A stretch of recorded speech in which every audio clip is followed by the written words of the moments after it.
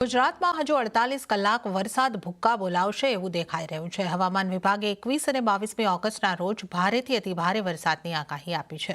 ઉત્તર ગુજરાત, સૌરાષ્ટ્ર, કચ્છમાં વરસાદનું જોર વધારે રહેતા અતિભારે વરસાદની આગાહી છે, તો મધ્ય અને દક્ષિણ ગુજરાતમાં ભારે વરસાદ પડવાની સંભાવના છે।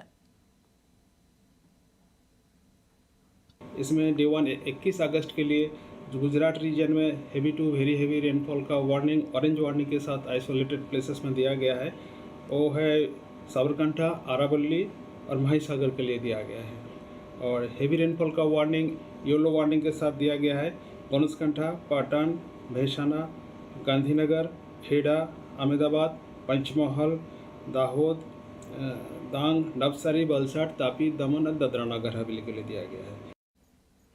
ત્યારે જ પોરબંદર પંથકમાં 10 ઇંચથી વધુ વરસાદથી ઠેર ઠેર તારાજી, રોડ પર વાહનો તર્યા। પોરબંદર પંથકમાં 4 થી લઈને 13 ઇંચ વરસાદ ખાબકી જતા પોરબંદર અને આસપાસના શહેરો ડૂબી ગયા। માધવપુર સહિતના શહેરોમાં પાણીની મનમાની જોવા મળી। શહેરમાં કઈ હદે પાણીનું સામ્રાજ્ય છવાયું તેના આકાશી દ્રશ્યો જુઓ। આકાશમાંથી આફત બનીને મેઘો ત્રાટકતા માધવપુરમાં રોડથી લઈને મેદાન, ખેતરથી લઈને લોકોના મકાનો અને વાહનો બધું જ ડૂબી ગયું। જ્યાં જ્યાં નજર કરો ત્યાં પાણી જ પાણી દેખાઈ રહ્યું છે। આકાશમાંથી જળ વિસ્ફોટ થતાં આખું શહેર બેટમાં ફેરવાયું। જે રોડ પર પૂરપાટ વાહનો દોડી રહ્યા હતા તે જ રોડ પર પાણીની રેલમછેલ જોવા મળી। વાહનોની રફતાર પર બ્રેક લાગી ગઈ। ગોઠણડૂબ પાણી ભરાતા અનેક વાહનો ફસાયા। મોંઘી દાટ કાર પણ પાણીમાં બંધ પડી જતા તરતી જોવા મળી, તો એસટી બસને પણ પાણીમાંથી નીકળવું જોખમી સાબિત થયું। બીજી તરફ વરસાદે એવી તારાજી સર્જી કે પાણીમાં અનેક લોકો ફસાયા હતા।